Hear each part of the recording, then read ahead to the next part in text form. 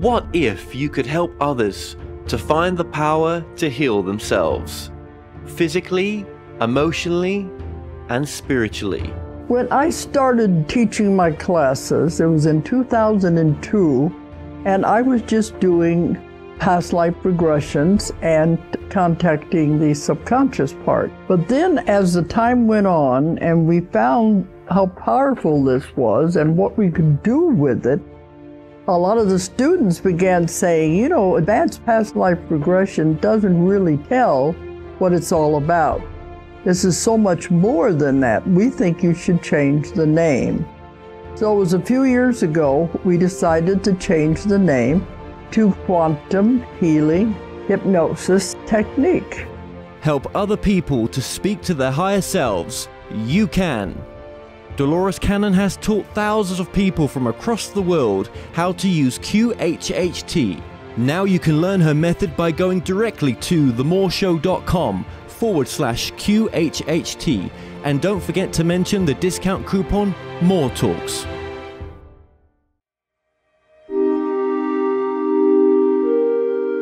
Have you ever wondered, can you communicate directly with spirit guides, teachers, or non-physical consciousness, or even our higher selves? What would they tell us?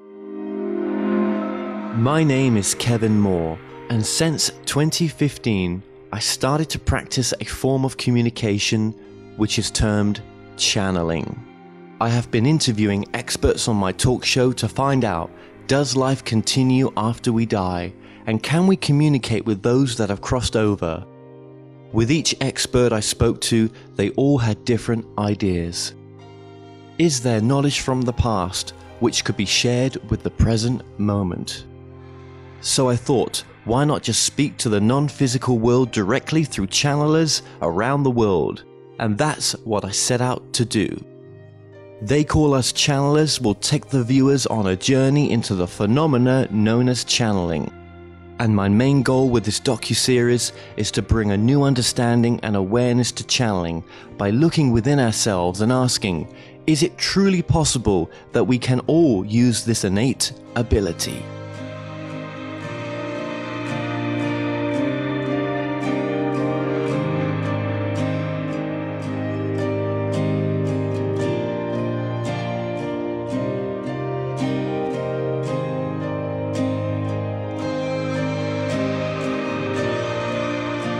My name is Kelly Key, and I'm a spiritual coach, energy reader, healer, trance channel medium. And I've been on a spiritual journey for 22 years. Started when I was 21 years old with, I transferred from being Christian to being spiritual because I wasn't getting messages in church. I went to bookstores and started studying astrology. Astrology took me on a journey of learning numerology, then Chinese astrology, then went into tarot. The numbers led me into tarot. Being from a Christian background, I was hesitant to do tarot, but the tarot was ultimately where I was supposed to go, because for 22 years, I've been doing tarot readings off and on through all the different occupations I've had. I've always ended up doing tarot readings and channeled messages through the tarot readings with clients. With whatever occupation I was doing, it didn't matter, and it didn't always relate to spiritual stuff. What my occupations were, I was a customer service at McDonald's, all different kinds of occupations that didn't relate to spirituality. Adult entertainer for one. That led me down a dark journey of addiction and a few heartbreaks, which led me into where I am now that I've been sober for going on 2.5 years, 2 years and 6 months. my trance channeling journey has finally started because of meditation. Meditation really helped me, and being sober was the key to me starting to trance channel. And that is kind of my journey in a nutshell. Well, thank you very much. So that's an interesting background. And so you was a Christian back in the day, you're now into the sort of spiritual work. When did you sort of, leave that Christian background then? How long ago was that? I was 21 years old. I'm 43 now. So I think the math is like 22 years ago. Yeah. I mean, I still will go to church with some family members. I believe in all gods. I'm universal, or a non-denominational. So I don't judge. I just feel everybody should have something to believe in. I have friends that believe they're Indian. They believe in trees, and, no judgment. I just feel everybody should have a belief. So I kind of welcome all different cultures and backgrounds of spiritual beliefs now in my life. Was that difficult to walk away from? I mean, are parents still alive? Are they? What's the family dynamic? Parents are still alive. My parents were never. They say they're Christian, but they're hypocritical Christian. I was always one that went to church on my own, even as a young child. I don't know why. I ended up going with the neighbor people. My family would only go during Easter or Christmas sometimes. I don't even think they do that anymore.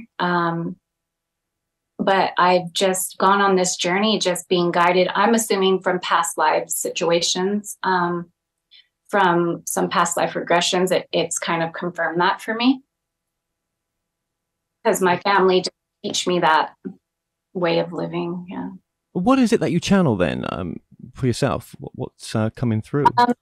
My oversoul connects with my client's oversoul and brings in messages that way. At the very beginning, I was told I would be channeling light beings, but I didn't end up doing the group. I was trying to schedule a live group session, and that was discussed what I would be channeling, but I have not yet seen a difference, because maybe it's because I haven't done groups. I've only done one-on-ones. When did you first start to channel then? What really put you in that direction? Because that's, it's not everyone doing it.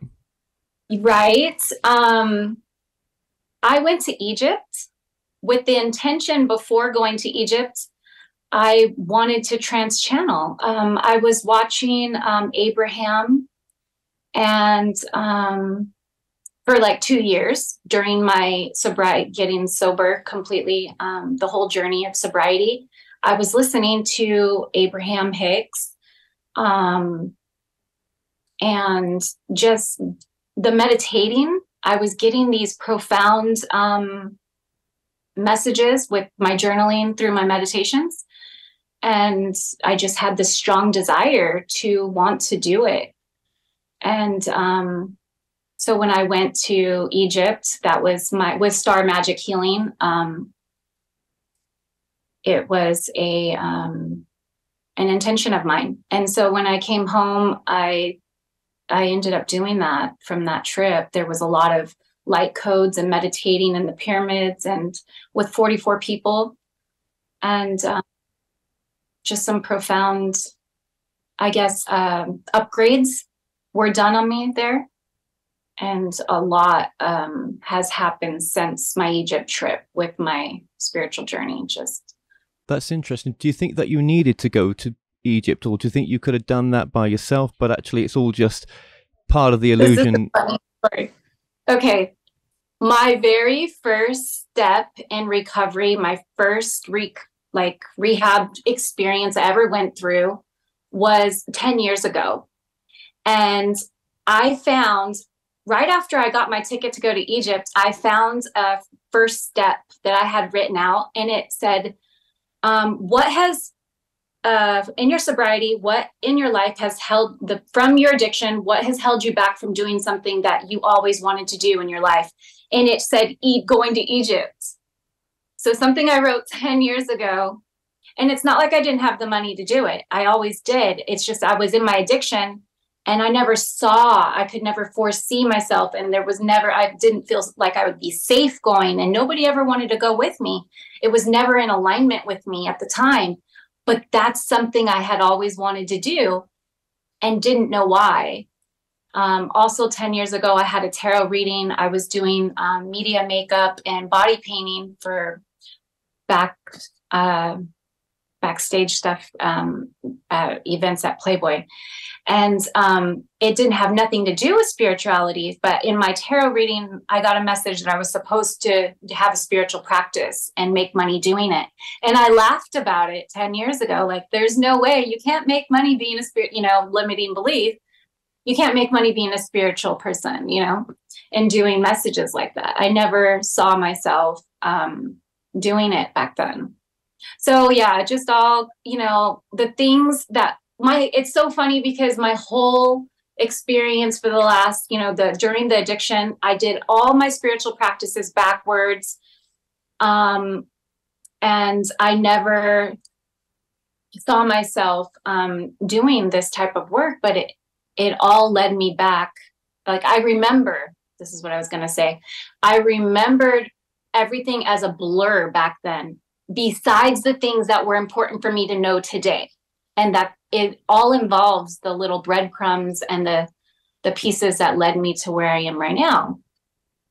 With that blur, was that related to alcohol mainly? Was that... It was uppers. My drug of choice was uppers. So I didn't like alcohol. I couldn't function on them.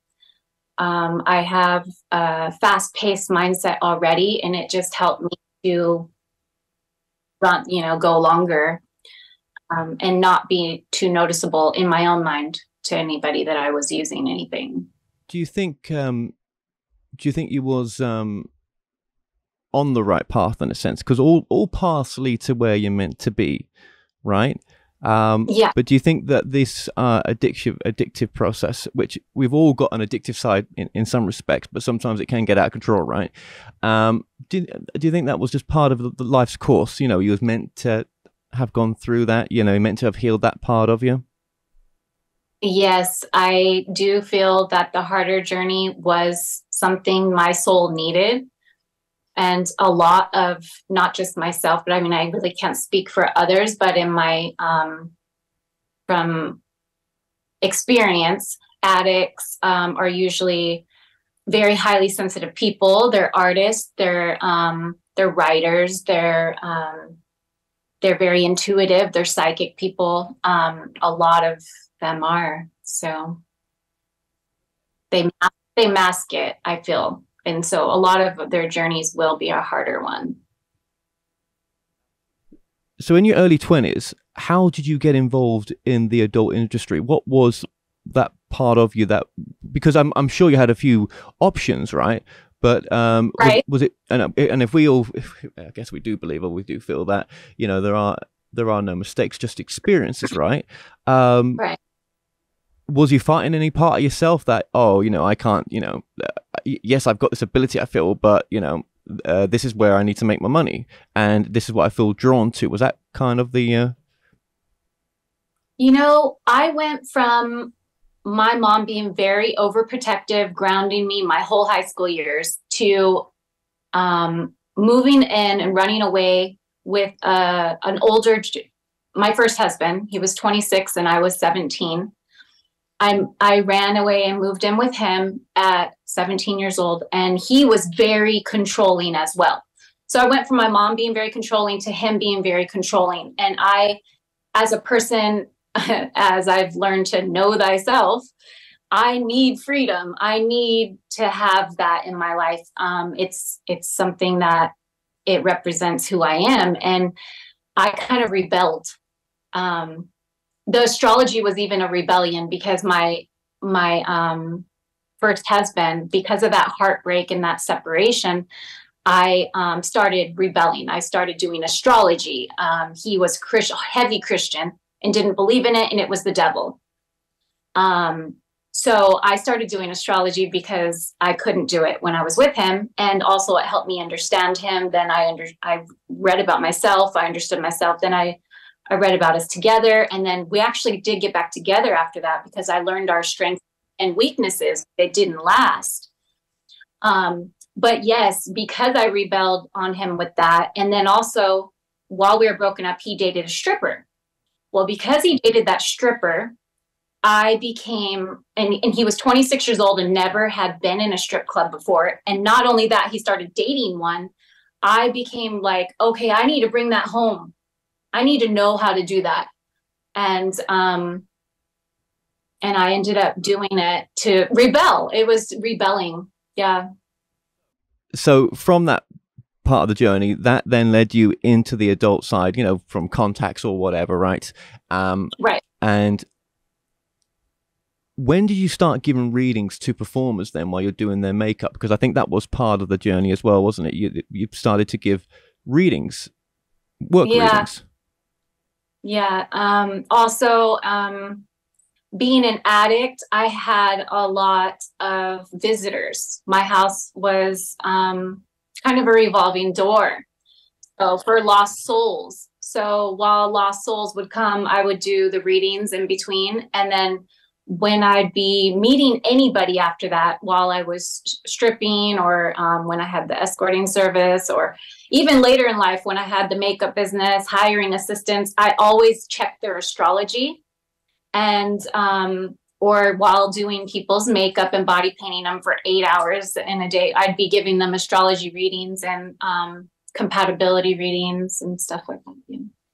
And I just want to say this as well. There's no judgment on anyone's past or anything else, right? Right. And like I say, it's all part of the you know, all roads lead to Rome in a sense, right? And right. We're all here to have the, you know, the soul just wants, I feel, just experiences, yeah. And right. Some of them, you know, we get that in whatever work we're doing. So you're doing these readings for people, or as you said, you've got, you know, it was an open door, and we're skipping loads of years here and trying to amalgamate them into one, right? But I guess then, you know, the information that so you was doing people's astrology, but then there must have been times where things would just flow through for you as well, like messages and stuff. Right. That was even as a young child before astrology. I remember very clearly at 10 years or 10 years old. I just told this story 2 days ago. I was in my kitchen and I felt like Cinderella. I was always being the one that had to do all the house chores, and I never saw my mom hardly. I mean, like, she did deep cleaning like once a month, but like I maintained the house. And I was just one day feeling like really overwhelmed. There was mildew on the dishes and I was just like, ugh, and I wanted to run away. I was mopping the floor. And then I instantly went into a frame of mind, which I felt everybody did this. And this was something everybody else could do. I replayed, I was able to foresee events happening if I did that. How I would get there to where I would go. I saw myself walking to this family member's house. I saw myself telling them, you know, I don't want to go back there. And I ending up right back where I was.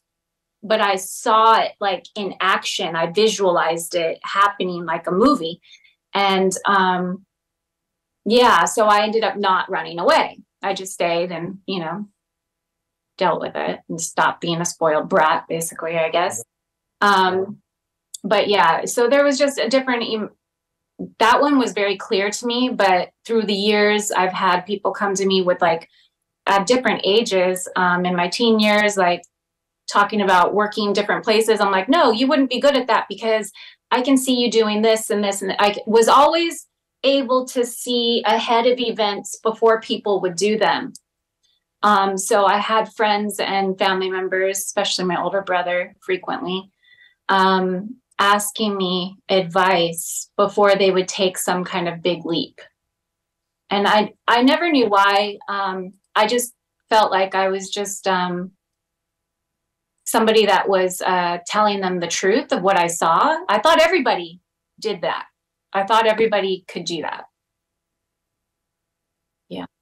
Well, I believe that we can do, but I think it seems to be some people with that gift have maybe done it in previous lives, if such things exist, right? Or, you know, they're just, it's part of their destiny to do it in this life, or there's just some part of them that's more open. Do you know what I mean? Yeah. Yeah, that's exactly, yeah. And it's more today, I feel there's more, I mean, there's people that choose, you know, their experience right now is to be blind to and not open. There is a lot. I mean, you know, everybody's having their experience right now, but a lot of people around me are not open and like that. So yeah. I mean, I'm just thinking at the top of my head, I'm thinking, you know, maybe from a soul's perspective, what is not spiritual? Everything's spiritual, even though we may not class it as that. You know, it's all part of this. You know, it's all part of the spiritual journey, in it for the soul. I mean, and I know, you know, most people don't, you know, always think about that side of it, and I don't need that. I try to ground myself in, you know, this reality right now as well, as much as I can do. But no, just when we label things and we, you know, with judgment, you know, it's just I think if you're drawn to do something and it feels great to do it, and you're doing it for a while and it don't feel so great, well, that's fine. But at least you know, you went and did it, and you know, you went with what was joyful in the moment. I mean, doesn't Abraham Hicks talk about that as well? Where, you know, what is, you know, going with your value fulfillment? The words that I keep using a lot in these talk shows right now. Where is your value fulfillment? Do you think your value fulfillment was ever in the job that you were doing before, with working in the adult industry and in different parts of it? Yes, I was following my passions. Whatever my motto has always been, it's more in the spiritual world now. But since I was young, like, only do things you enjoy. And when that started being talked about in the spiritual sense, in the spiritual industry, or at least me being guided more towards seeing that and others saying it, I've always related to that on a deep level. One of my first emails is, "I'm always fun" at me.com. So like, I just always only do what you enjoy has always been my thing. So I've had people tell me, you don't finish things when you start them, but that's not true. As long as I'm starting new things and I'm experiencing them to the best of my ability, it's more like I foresee when I'm already 2 years into it that this is not my passion anymore, and I stop it and it's not making a success yet. So, and I know spiritually, if it's going to be, you can put so much effort and energy into it, you're supposed to ultimately get that energy back, financially, and see something from it. And so I don't like to waste time, I guess, is what it is. Yeah, I totally get that. You know, I've been accused of that many times, like, you know, just not seeing things through. But you get to a point where if you're going to see it through, you're just as unhappy as shit to see it through. Right. And when you did see it through and got it up and running and done, it didn't work very well anyway, because you fucking lost the drive to do it. Do you know what I mean? Right. You lose the drive to do it, and you're seeing different signs. It's like, if you're tapped in to your intuition, you're seeing the signs in advance that it's not going to be a success. So, yeah. But maybe we're destined to do some things that we don't want to do. You know, does that come through a lot in the sessions that you do right now with the channel stuff? Because I tend to think channel information is kind of like, you know, spiritual teaching information in a sense, right? Mm-hmm. Does that come through a lot from the sense of, you know, doing what it is you'd love to do, but actually there's we're going to get into law of attraction, right? Right. When the questions come up as what my purpose is, you know, or if I'm doing my purpose, or, you know, it usually, when I'm in trance, will ask the person a question, and it always is guiding them to answering that themselves. Are you excited about this? Are you passionate about it? Is this something that really lights your soul on fire, that's when they come up with their answers. But yeah, that is something that comes up. But maybe you've got to go through a bit of a journey first to get to where you may want to get to. You might have to go through certain things. I say this a lot on this interview show. There may be, there's something that you've got to go through first. That's just part of your particular life path, not anyone else. This is just yours. So as much as you want to try to force law of attraction to work, it's stopped in a sense, partly or mostly, because this thing that you've got to see through, you've got to see it through. Does that ever? I mean, have you ever thought about that perspective, or? To continue to go be determined and to follow through no matter what. Yeah, well, there's a path A, path B. You want to go on path B, but you're on path A, but you cannot get to path B because there's something on path A that you've got to get through first. That's part of a large karmic thing. Right. There's more to learn before you actually get there. Yeah, there's more the more things that you have to experience and to become part of in your own personality characteristic traits. Yes. Mm-hmm. Yeah. There was more things. Yeah, for sure. It's like raising your frequency and there's no way 10 years ago I could have been doing what I'm doing right now. There's just no way. There's no way. I've worked through so much, like judgment and learning to be honest. That was the biggest one. Really? I was going to ask you that. That was my first one. Learning to be honest was the very first one I ever learned. And that was from my first husband and me splitting up. He asked me 6 months after we broke up, what did you learn from this? This is what you should be asking yourself. And I'm like, what I learned from this? And I was like, you're crazy. And I was so heartbroken. I couldn't see what he was saying exactly. It took me some time of rebelling. And then finally, I realized what it was to always, because I had a whole town lying for me at one point because of that relationship. And that was hard, always looking over your shoulder, who's going to be saying something, and if they're going to say something. And not only doing things that you can repeat was the biggest one.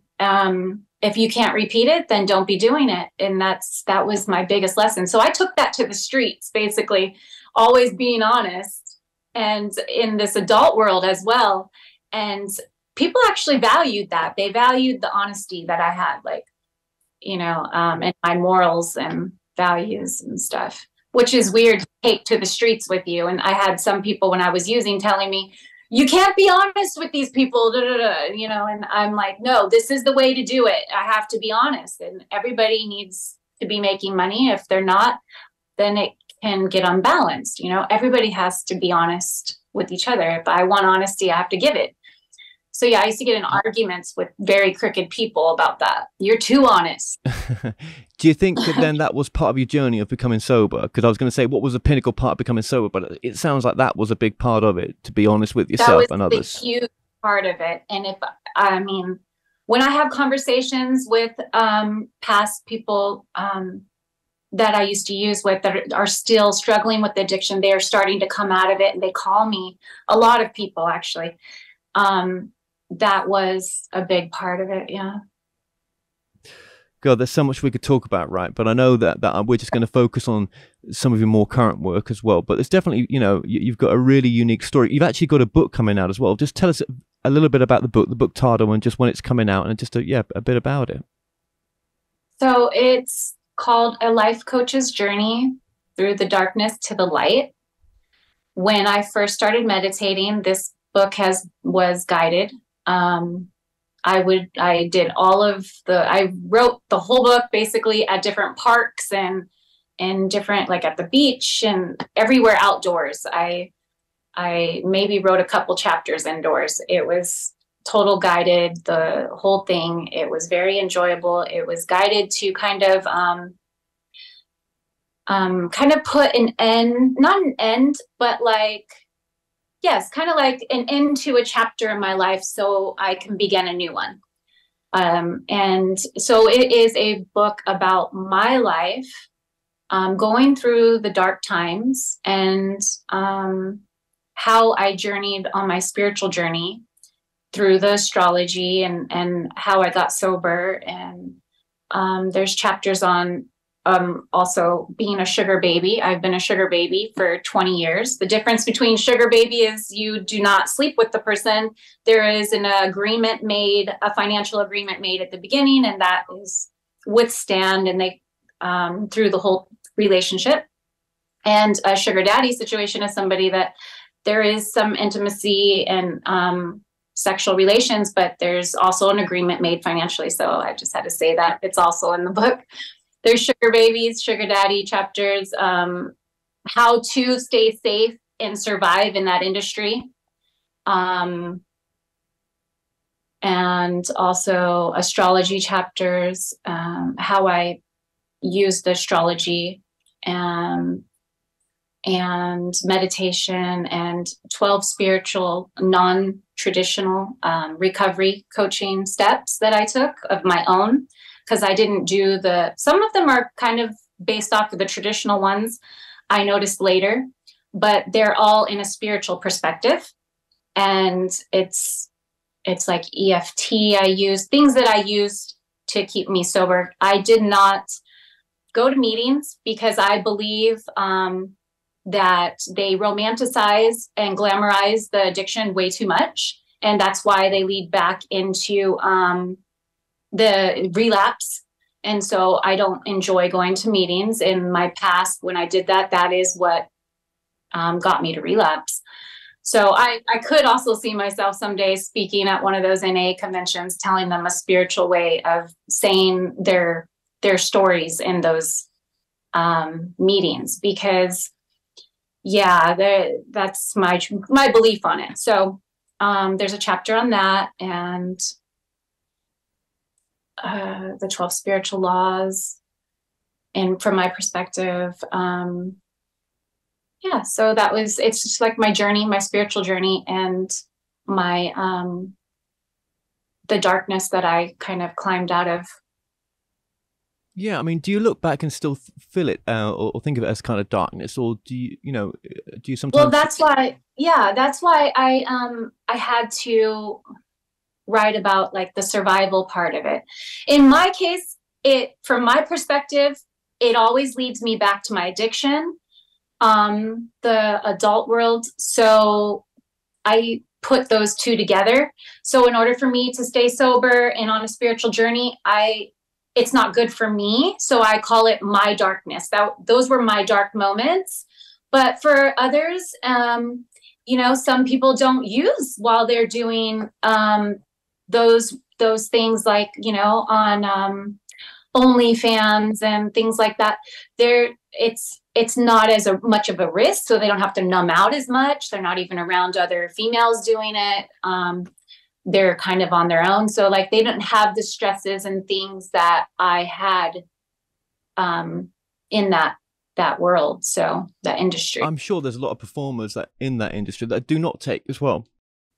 And I feel like it's a really good start for a woman. If she's, got it, then that's why it's like telling my journey with everything, the different things that I did,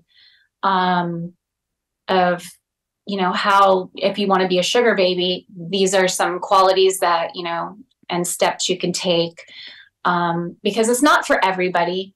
But I do, through the years, I've had a lot of women and teenage girls, of age teenage girls, come to me for assistance in that industry. And now I have a book I could say you can go get, instead of me having to discuss my whole past and stuff with them all the time. Just very briefly as well, just give us your website. Your website is? UnityLoveLifeCoaching.com. Okay, and people can book you on that website as well. Just tell us on the website, what services do you offer on that website? Private one-on-ones with the voice channeling.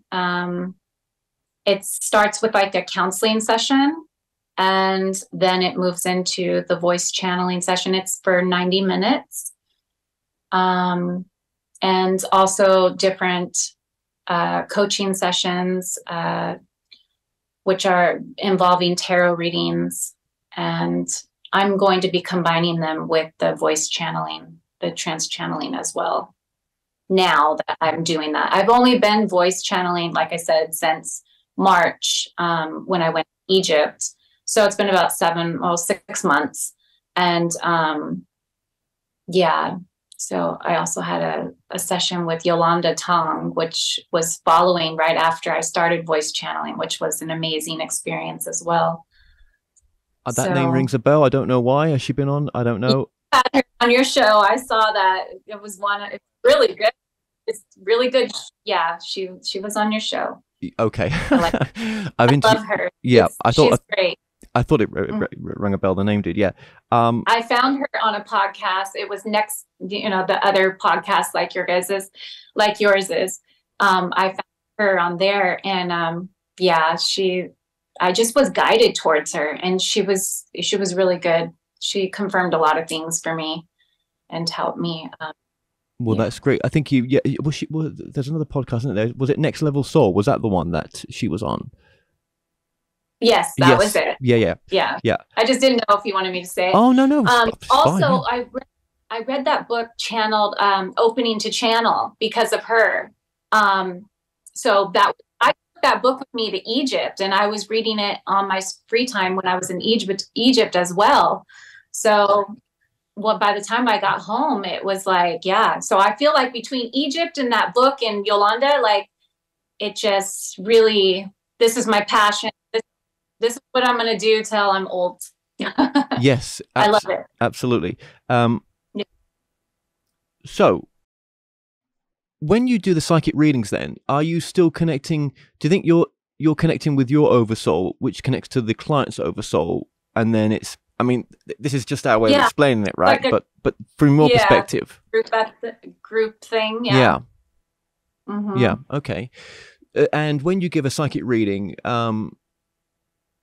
what do you feel that you're able to bring through? Is it whatever just comes to you, or I mean, because there's sort of so many different types of readings, isn't there, that people want? I mean, I know that most people want just relationship readings, but do people come to you for, or have come to you for sort of most things? So let me back up a little bit. On my website, I have relationship coaching. Yes, I get a lot of that. I also have career coaching. So people that are getting out of high school and wanting to go to college, it's something good to do before they go and set up themselves for 4 years somewhere where they're not really that passionate about. And also deceased loved ones. I connect with deceased loved ones. So sometimes during trance channeling sessions, that involves deceased loved ones. With doing this work, how have you sort of thought about, and I'm sure you read about it with reading how to channel, but when it comes to discernment, how do you try to be as true to yourself as possible and discern what is coming through when it comes to mediumship readings or psychic readings or the channeled readings? It is about your frequency and living in a positive state continuously. I don't have any doubts. I know that there is, the opposite of that energy always, but when I call in all my guides and my team, I know I don't even need to put myself in a protection or nothing. I just know that I'm only calling in the most highest energy. Because on a day-to-day basis, I'm positive, no matter what contrast comes at me. Like even before this session, I made sure that I had no contact with other people in my family, because people around me, they tend to want to talk about negative things and complain. And I don't like to taint before any session with my clients or anything that involves spiritual stuff for others. Understood. No, I totally get that. I don't like to taint it. I don't like to taint the energy. So I do know no matter what, that's what I'm calling in. It's just an inner knowing, that claircognizance kicks in and you just know. I've never had anything.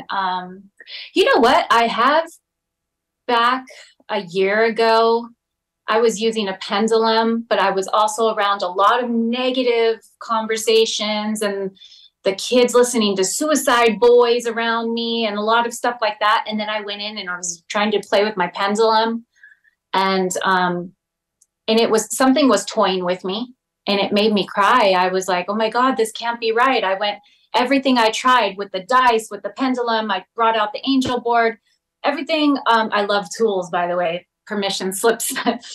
And everything I was, but since I've been trance channeling, I haven't been needing it as much as well.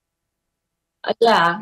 But yeah, something came through one time about a year ago, but I was able the very next day. So I went to sleep and stopped my thoughts and my energy, and I was able to raise my vibration the next day, and I meditated and I got messages that it was because of the energy surrounding me that day. Well, what about then reverse that, right? Sorry to just butt in so quick. Reverse that, and then let's go to the energies that some clients bring, because some of these clients, some people are carrying around with them a really negative energy, right? They're in a really shitty place. You know what? And I know that that's hitting so deep right now, because during my morning meditation this morning, the message for our trance channel session today is going to be, the title is Fear Mongers.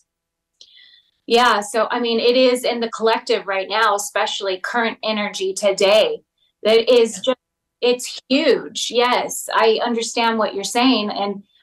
But you know, I would do it. I would do a session when somebody has a lot of anxiety or energy that I feel it kind of experiences darkness, or if they tell me a story and it starts out that way, I jump into like a little short meditation and prayer. Yeah. That's good. That's good. Yeah. I guess what I'm saying is that, you know, some clients that come to you, these people, they may be working with stuff that's not so positive, and whatever they're working with, or whatever they've opened up for themselves, right, is controlling them. They've come up into almost a love relationship with it, right? In some sense, like, you know, and yet they want the help. I know they're out there, these people. Now you could say that they've got mental health, but I think some of them, there's just something else working with them sometimes that they've allowed in their space. I haven't had too many people. I can't say I've had the experience. I've had some negative conversations. What I usually guide them to being more focused on what they do want. I don't allow others to kind of that road, but yeah. And you know what, if you can only, you know, do what you're saying there, guide them to that. And if they're not going to listen, or just take some advice, then that, again, that's down to them, isn't it? Of course. But you've done your bit. Yeah, I'm certified in accessing mental capacity as well. So I know who I can help and who I can't. And you can kind of tell how much somebody is willing to help themselves, and you can help them just that amount back, you know. Yeah. And when I was talking about discernment as well, I also meant, you know, what's coming through you as well when you connect, that you're keeping the connection, that you know, it's always coming from love, in a sense, whatever's going to come through. And I'm sure it only has come from that for you. And I guess you would know the difference if something was to change. Right. Let me ask you this then. When it comes to channeling, have you defined what channeling is for you, in a sense? What would you, if someone was to ask you, like me, right, you know, what is channeling? Are you able to sort of give your definition of it, maybe? Yes, it is a higher perspective of higher consciousness coming into your alignment to give you guidance, clear messages and guidance. basically your oversoul. It's part of yourself. Even the people that trans channel something, they say higher, it was part of their collective in a past life, so it's still part of themselves.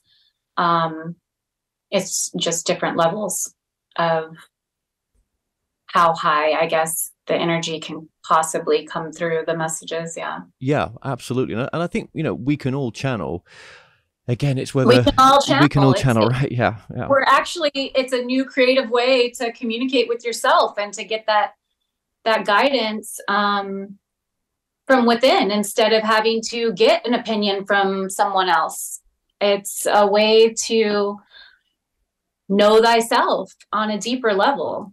Most definitely it is. And, you know, it may just be your higher self that comes through, your oversoul, right? But it is an interesting conversation just even with that part of you. Right. It is pretty interesting, and very peaceful and loving, and yeah. Absolutely it is. And I guess we just have to give ourselves a permission slip to want to do it sometimes. It's going to be a passion. But true. Yes. More and more people, because it's getting such a bigger, you know, kind of like, I feel like life coaches had some big break some years ago. Like, we had this fastest growing industry, and I feel like this is like that next thing. It's the fastest growing way of spirituality for one's individual self and journey. Most definitely. I mean, there's people I've interviewed who say, you know, in the future, you know, channeling won't be, you know, really as it is right now. But I don't know so much. That's just what their human side's picking up on. Actually, they never channeled when they said that. No, I think, oh God, I've just seen it change so much, and I can't believe how popular it is right now. That shocks even me, right? It's very popular, but I also see the other side of it. Like, my immediate circle, you know, they don't really know what it is. They're skeptics, or like my kids, they're like, oh, mom's spiritual, you know, but they don't like know what mom does. Like, they haven't watched my channel on YouTube, which is also Kelly Keith's Goddess Coach. Well, one day they might, and I'm sure they would. Yeah. They would always have your back. I know they would. They support me for being my unique self. I've been called crazy throughout the years, but and then it changed to unique. Yeah, she's not crazy, she's unique. Yeah, but you know, having those other friends in your life, that keeps you balanced. Right. You know, it's all beautiful. You know. Yeah, I'm all about that, learning balance. That was my last year's thing, is learning balance, and that seems to be a forever practicing. Well, it is. I mean, where was that point where you just didn't give a shit anymore what people would think of you? Because you've obviously had to go past that point. Did you go past it when you was doing the adult work, or do you think you've gone past it even more doing this work? Because it's, you know, public as well. I think it was meditation. You know, really meditating just really gave me that personal power back to not give a bleep about what others think. It's so powerful, that is, you know, and I'm going through that still now. But I'm at least, I know I'm constantly thinking about it sometimes, or not. And I've really probably got to a point where, yes, when we're not here anymore, no one's going to care, right? They didn't care in the first place. They've got their own life. Right. And they really don't care. I mean, and what are you doing it for? Just to not do what you're meant to be doing? What, caring what other people think, just so that you can't get on with what you're doing? And that's regardless what you do in life. Right. Career-wise. We do suffer from that, a lot of us, don't we? That, you know, God, what will people think? Will they judge me? You know, will they love me anymore? Yeah, it's just, you know, something that we need to get over. Yeah. The human collective does need to get over that. It's so empowering to face life and all its ups and downs, the contrast. It's so important to not care what other people think. What have you channeled in the sense then of law of attraction, in the sense from your perspective? Have you brought through like teachings on like some principles of law of attraction that have worked for yourself, that are working for yourself? Those questions have not come through because it kind of burned in my brain, like Abraham's process, Bashar's process. And I feel like I just haven't asked because I'm guided by those channels. No one else has asked those questions, so that's cool. That's great. Yeah. Okay, so when you channel, you trance channel, do you remember most of what you're channeling for a client, or do you forget it soon after? It's pretty much a blur till I rewatch it. Yeah, sometimes depending on, like one time I was used as an example, and it wasn't something I would have ever shared totally consciously. And afterwards, I remembered being put on blast, but I didn't remember the rest of the conversation until after I watched it. Still practicing that one. How much do you think you get in the way of the readings, in a sense? And are you learning, or have you learned to sort of like to even though it's a trance channel, have you learned to get further and further away from just allowing what's going to come through without, Kelly getting in the way of blocking it? I just allow, I don't get in the way. I just allow it to come through. So just for the audience as well, now you do the astrology readings. Do you do numerology readings, or is it just astrology? It's just astrology. Just astrology. So on top of doing, the channel readings and the psychic it's kind stuff, of together. They're together. Then you'd need to know a couple of things, wouldn't you, about them? There'd be some fundamental things. What are those things that you need to know when giving someone an astrology reading for yourself? How to spell their first name. That's on their birth certificate, and their birth date and time and city. Okay. And a lot can be answered in the astrology reading, can't it? There's a lot of information that comes through that. I break it in a very simple way and it's very, it's not 20 pages long, it's very to the point, and how it can be used and utilized easily for the person. Yes. To find their true North Star, basically. Is there anything, do you think, that we've missed out that you'd like to include? Because we're going to do some of the channeling, but just with what we've talked about so far, is there anything that you might like to just include? I like to show other way showers how to be their own lighthouse, to help others to find their way when lost, by being a lighthouse myself. A lighthouse is the description that I'm using, like for people that are feeling like they don't know their true north or their direction. It happens so frequently throughout our days. We're like on a journey and we're doing and we're doing and we're doing, and then we just all of a sudden, like with the other energies around us, we just kind of get that lost feeling frequently. So one of my skills, I guess, is to help other way showers to know their own way. Yeah. Do you talk about that in the book? Yes, a little bit. Yeah.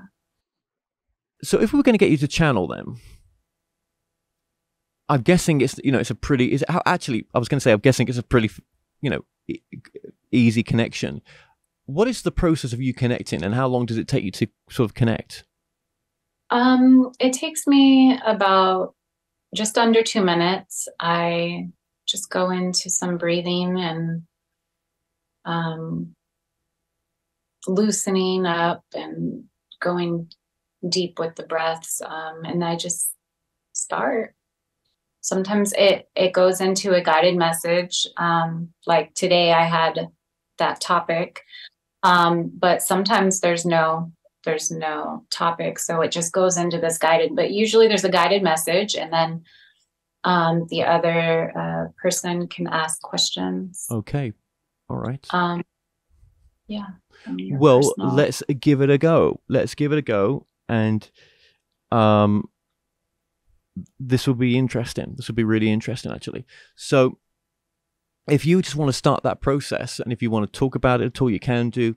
If you want to start it, and then I can always just sort of, you know, shrink it down a little bit so that it's not too long whilst people are watching it.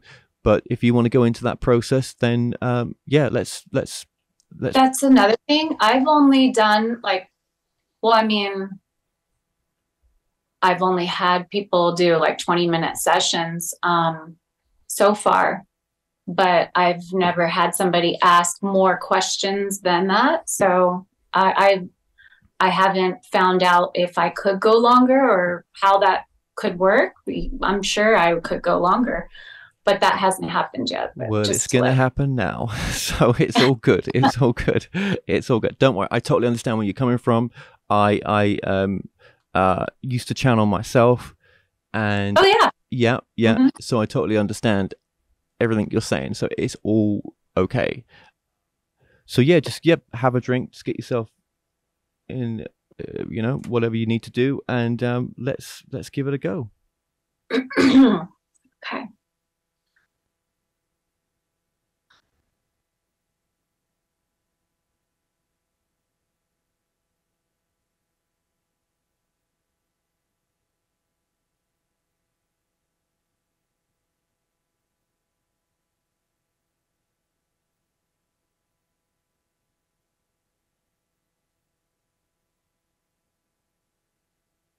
Hello. Welcome. Today, we would like to discuss fear-mongering.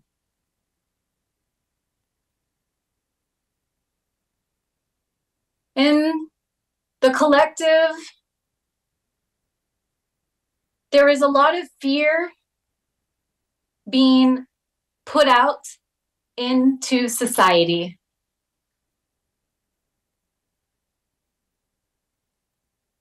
There is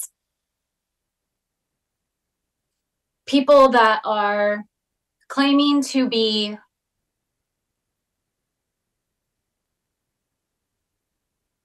psychic, that this channel has experienced recently. And we see this with the collective as a whole. It is a topic that comes up regularly. When somebody is putting fear into messages that they are the only ones that can, we can say that better. When they are the only ones that are the saviors to whatever it is they are trying to convince people of, they are the only ones that can protect you. They are trying to take your personal power away. Remember, you are power.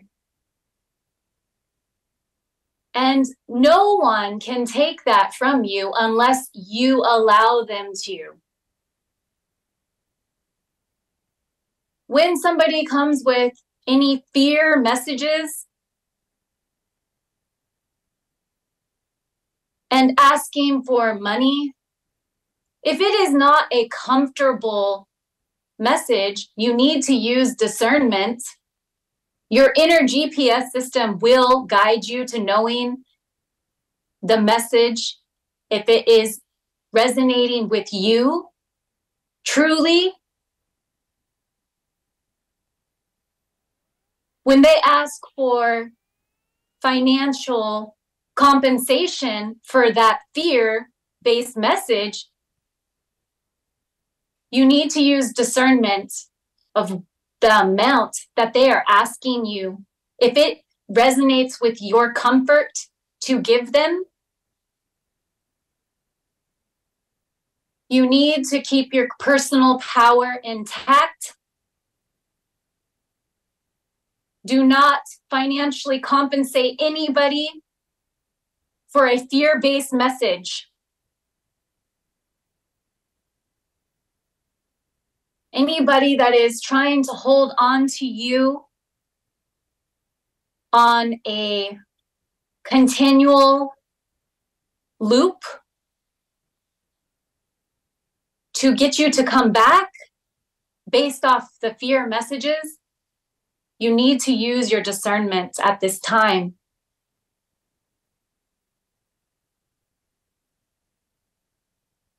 Only receive messages from somebody that is of love and a higher frequency.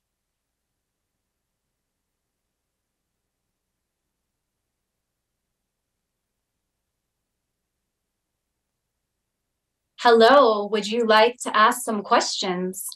Yes, I would, and yeah, thank you. So, am I speaking to what Kelly called the oversoul in a sense of Kelly? Is this the higher self? Yes, this is Kelly's oversoul working with your oversoul and the collective of light beings. Interesting. So, just in terms of, you know, human age in a sense, how old is, you know, Kelly's oversoul? Or is there no sort of age limit on there? She has had many lifetimes. Many, many, many lifetimes. The soul of this channel has had many, many lifetimes. She has had so many. She is actually focused on mastery because she has had so many lifetimes. That's interesting, a focus of mastery. We'll get back into that in just a moment. So when she went through an addictive phase in this lifetime, was that healing from a previous lifetime that she was just going through in this lifetime? No, it was an entirely new experience for her. Oh. Okay. Okay. Which she'll take into other lifetimes. Yes. So there are no mistakes, there's just experiences. Lots of experiences, yes, is the human soul's mission. Okay, so the question I want to ask regarding Kelly is mastery. I thought that was just fascinating that you mentioned that. In a sense, what is Kelly mastering? Because I believe there's a few souls at this time that are learning mastery.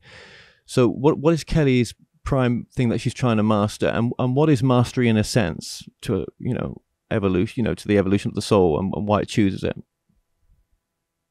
Because of all of her past lives, in this lifetime, she has decided to help and be of service to others.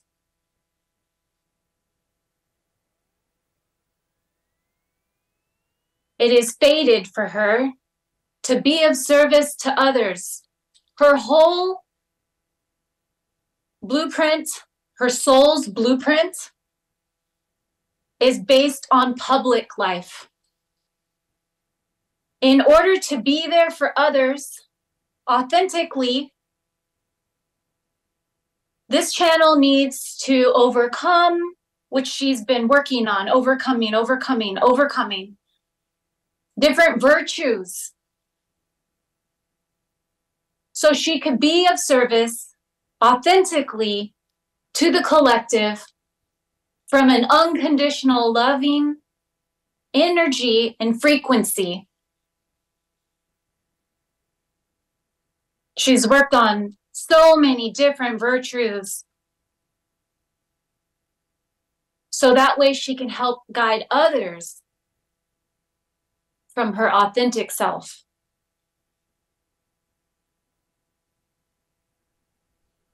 And that's pretty much what mastery is, in a sense. Yes. Okay. So if anyone's living from unconditional love, no matter what the circumstance, having no judgments on others. Yes. Yes, or yourself. Yeah.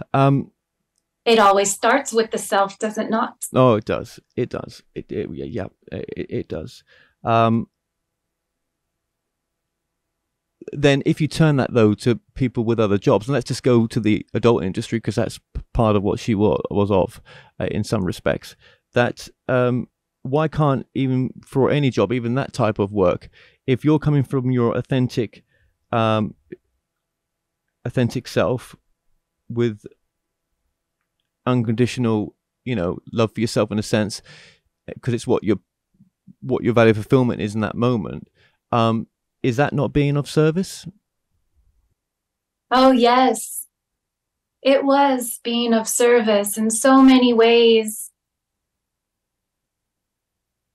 She stayed in her spiritual self. She stayed in her moralistic self through the whole journey of that occupation. She really helped people on the level that they needed to be helped on, while staying in her highest values and morals. Right, at that time, absolutely. So could you apply that to most people? Could that be applied to other people in other jobs as well? That yeah. No matter what the circumstance, it only mattered what we can say that better. Whatever the circumstance of a collective human being, the collectives of a human existence, there should be no judgments on an occupation. It is an experience that is needing to happen for that human.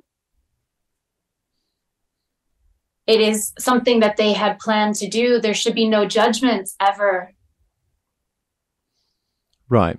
Yeah, it's the human side, isn't it? That puts the judgment on there, but we don't always come from that perspective of, is what I'm doing coming from, is it what that person's doing? Is that coming from their authentic self and all that kind of stuff? We just have the human judgments on it because, we just don't always, we're having this human experience. You're here, well, for a lot of us, just to get on with it. But people are awakening to that they're more than just their body, and that they're through channeled information and other sources that yes, there's a greater picture, isn't there, to everything? Yes, there is. This channel has judged herself in the past. That is one reason we guided her to write her book, is so she could release the judgment and to come at it from a different perspective and outside looking in at her life. Right. And was it destined? Was there any sort of like destiny points where she could or could not have done it, but she chose to go into this new line of work, in a sense? And was there a point where it was set up so that she could, in a sense, but then with free will? This was fated. This was something that she planned because of a previous past life of hers. She decided to come back in this lifetime to experience it later in life. But she always had this inner knowing guiding her along the way. Everything happens for a reason at divine timing. Yes, and I've noticed that being 45, that you know, nothing's over, and there's a whole life ahead of us.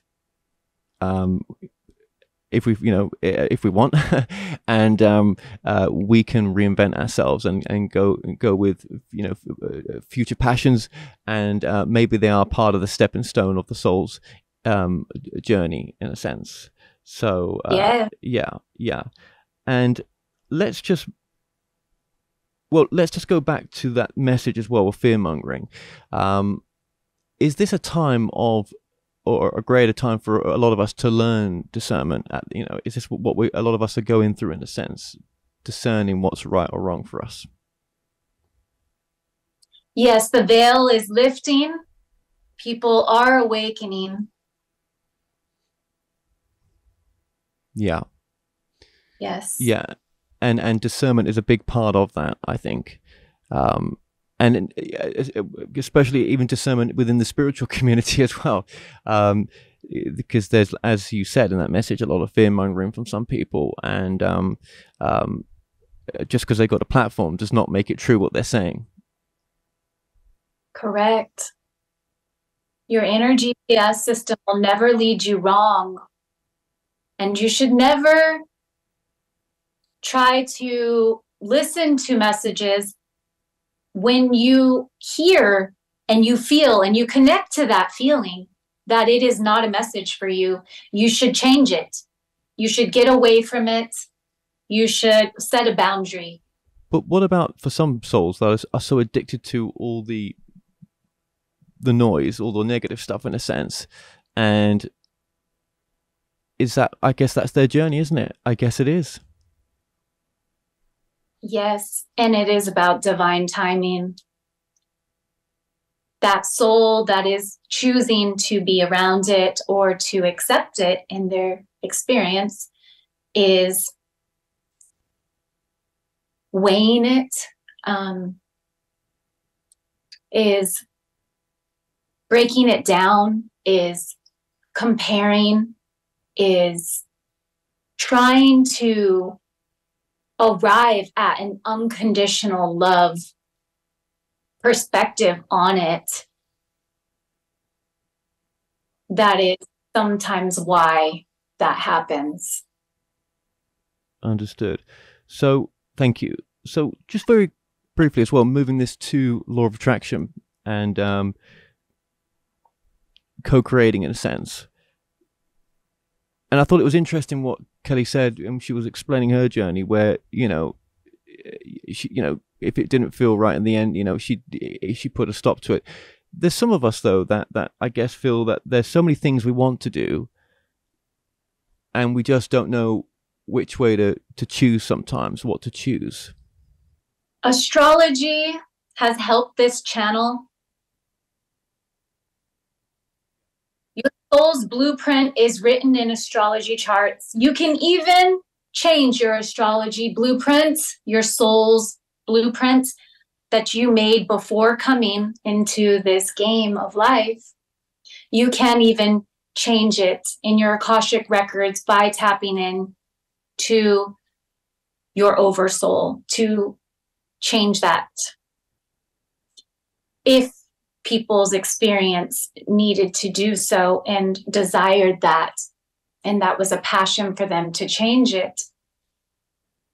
But for the most part, the soul's blueprint answers so many questions that this channel was able to validate, to get total clarity on the direction that she ultimately wanted to take. So is that blueprint like a map that we bring into this lifetime, that if we choose to access it, or, you know, to look into it, if we've, it's like a manual that we bring in that's there for us to reference. Yes. Yes, that is it. Yes. For individual soul. Like they say the Bible was a instruction book, but a astrology chart, your soul's blueprint, is an individual experience map of your soul. Yes, and I suppose you need the right person that's going to help you decode that, because it takes, you got to work with the right person, haven't you, in a sense, to try to figure that out. Okay. So when it comes to law of attraction, then, if we are not in alignment with what we're supposed to be doing, if we know that with all the projects we've got on, there's one project that really, if I could just cancel all the rest out, I would be doing that. But is there a case sometimes, or can there be a case that, well, you can't get to that lane where you really want to go because you just got to see through what you're doing right now? Even though you want to cancel it out, you have got to go down that path. Or is that my mind talking BS to stop me from, doing that? It's your soul journey. It is your experience that you are choosing to say, oh, I need to do this before I do this. I need to experience this before this. It is what your soul is wanting to experience, is that not being too sure, and to pick up the breadcrumbs of information here before going here. It all ends up being part of the grand plan.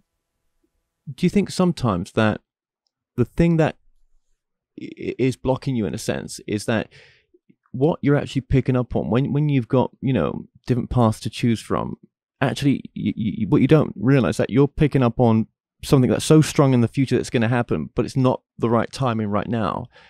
You got to go with that one thing that is the right thing to do right now, and that thing that's calling you in the background will happen as you go down the highest joy path right now. But it's not to say you're not going to do that thing that you really would like to see through. It's just, it's so strong in the future it's going to happen. It gets confused in a sense that it's meant to happen simultaneously with everything else you're trying to do. The soul feels that it needs to experience things before getting to a greater experience. Sometimes it chooses that, yes. Before arriving here, I need to do this. Yes. And to act only what you have in front of you at that moment, but knowing that there is a greater plan, can help you stay in the present moment and enjoying your present state, because that is where all your magic is in the present moment. As a co-creator with your soul,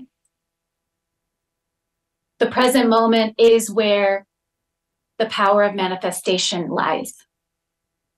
It's like that saying, isn't it? Where you're planted, just grow your seeds. I'm not saying it right, but where you're planted, just grow from that point, right? Rather than trying to, take up the tree and uproot the roots and put it to where you really want to be. Just grow where you are right now, and just know that what you're feeling is as the highest enjoyment that's not in your reality right now is most probably and most definitely going to come to you, because you're going to eventually, you're going to go down that path, and it's sort of like, yeah. Being a tree, yes. You will create shade someday for others, yes. Yes, that tree will grow. You need to enjoy the whole way through it, growing, feeling all of the different stages. Yes. If that is the process you're going through right now, in the sense that you've just got to, as you say, be in the present moment and flow with what you've got, knowing that there's something calling you and you're going to answer it as you go on the present, into the present moment and beyond. Is that a missing link in the part when it comes to the law of attraction? The law of attraction, yes, you are co-creating. So your thoughts create your reality. What you think about will find you. Yes. Yeah. Well, that's how it normally starts off, doesn't it? So from your perspective then, how would you summarize the law of attraction or the idea of, co-creating our reality? Letting go of the negative thoughts. Reprogramming your mind to stay in a positive state in your present moment at all times. Only speaking and thinking of what you do want the outcome to be is where all your power to co-create with your oversoul what you're destined to do and be in this lifetime. And have. You can have all the abundance right now. You need to experience it right now. You need to feel abundant right now. You need to feel whatever it is that your desired outcome is right now. Yes, and being happy with the circumstance that you find yourself in right now as well. Yes. Being truly happy is being free. Happiness is a choice. You can choose it right now, right now, right now. It doesn't have to be tomorrow. Somebody at the beginning of the day that says, oh, I have a run in my pantyhose, the rest of my day is going to go bad. That does not have to be. You do not have to have a domino effect of badness all day. As humans say bad, we say disharmonious energy. You do not have to experience that. You can choose right now, right now, right now to choose to be happy. I mean, it sounds so easy to do that, but if I was to take this to an extreme circumstance, right? If we've gone through a traumatic situation, right? And that's, whatever that may be in the moment right now, it's very difficult to think of that stuff or to remind ourselves of that stuff when that, when that difficult situation is happening and unfolding in front of us. With time, after practicing, your positive thoughts, it gets easier and easier to experience the contrast and to still stay calm and peaceful and happy. If something is conflicting and is in a disharmonious energy, a confrontation, you can choose to be detached, to set that boundary, to speak up for yourself, and still experience the feeling of calm and peace by holding on to your personal power. You give away your personal power when you are experiencing any contrast and disharmonious energy and act any differently in a characteristic that is not who you truly are. That is what makes us unhappy. So one of the main reasons for coming here then, for having this life, even though we may be going through a difficult, challenging time, we can still see the good in in the present moment right now. Because if we did all come to the present moment in the times of chaos, actually the moment right now is fine. It's when we go out and worry about the future or the past, but right now it's okay at this moment. Do you agree? Yes. Everything is where your power is right now. Yes. Yeah. Okay. Yes. So the idea of why are we here, how would you summarize that? Like, what is the point of human experience then? I know we've answered that in so many ways, but just to hear it from yourself.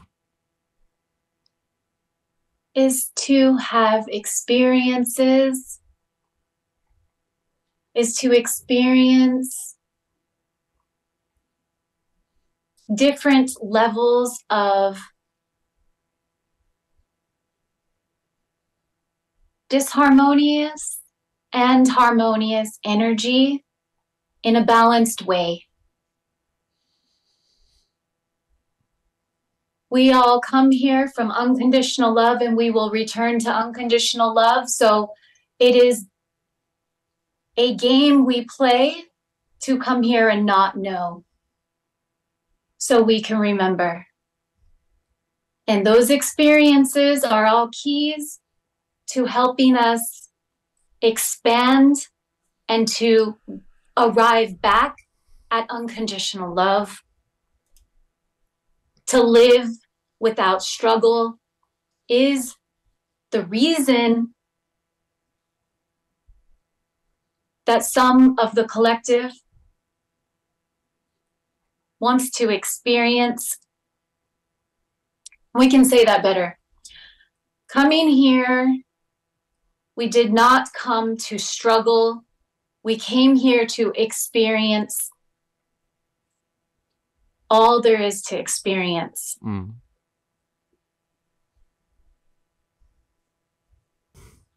I was just going to refer there to someone that's locked up in a prison cell, but I guess, that's what they've come to experience. Yes. A lot of those souls that are imprisoned have a hard time with divine timing, and some of them experience that isolation in a structured way is better for them. They can think more clearly. They don't have to be in survival mode. It helps them grow and expand easier. Yeah, even if when you put this understanding, though, to a younger soul, like a child that's going through whatever, something, whether it's cancer or something, something that's obviously, abuse or whatever it may be, something that's pretty tragic, right? It's easy to say the words, but when you apply it to something of those, or one of, any of those situations, yeah, it seems very cruel, doesn't it?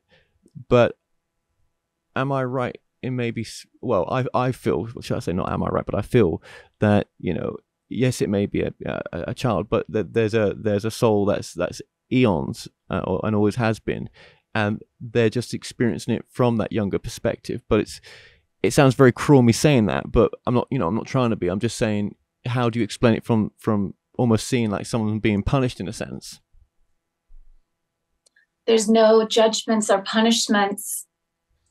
Your soul has a journey, and it planned that. If a child has cancer, it was planned for all that are involved to go through that journey with that child, to help expand to more unconditional love, to teach the others people. We can say that better.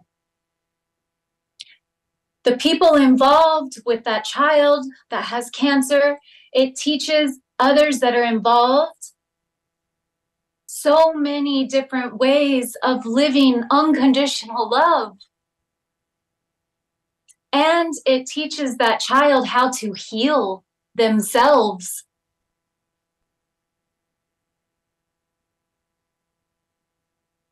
there's so many different lessons that can be experienced all at once with such an experience that some people judge to be a punishment. It is just a perspective. Well, thank you very much for that. Absolutely. Absolutely. Well, I know that we've gone on a bit longer than Kelly is used to sort of doing the channel sessions for, or maybe we've reached that threshold, maybe nearly.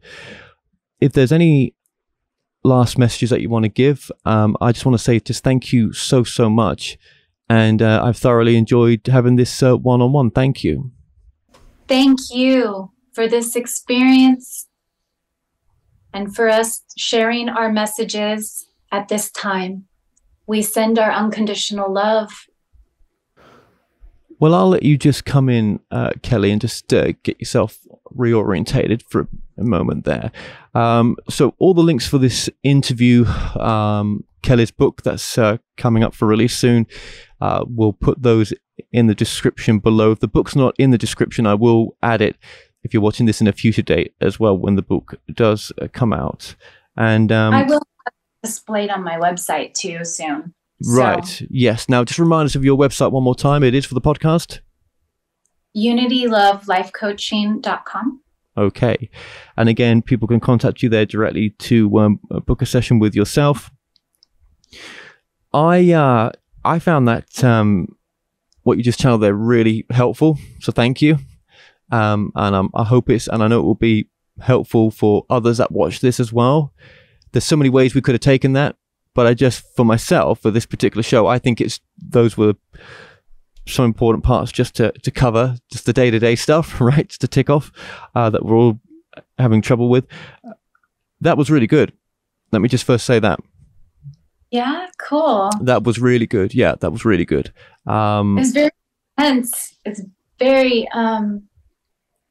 very a lot of energy. It's probably one of the biggest ones I feel I've ever done. Was it long? Yes, we was talking for a while.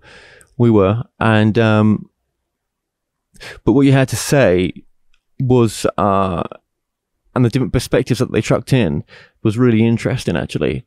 So that was great. That was great. I just want to say thank you for, doing what you're doing, being of service to people in the way that you are, and, for doing your book, for just, sharing your story here as well, bits of it that we shared. And, just inspiring others to, see an alternative perspective on maybe some of the issues they're going through in the moment right now, in the times that we're in right now. So I just want to say, Kelly, just thank you so much for coming on. Thank you, Kevin, for having me. Thank you.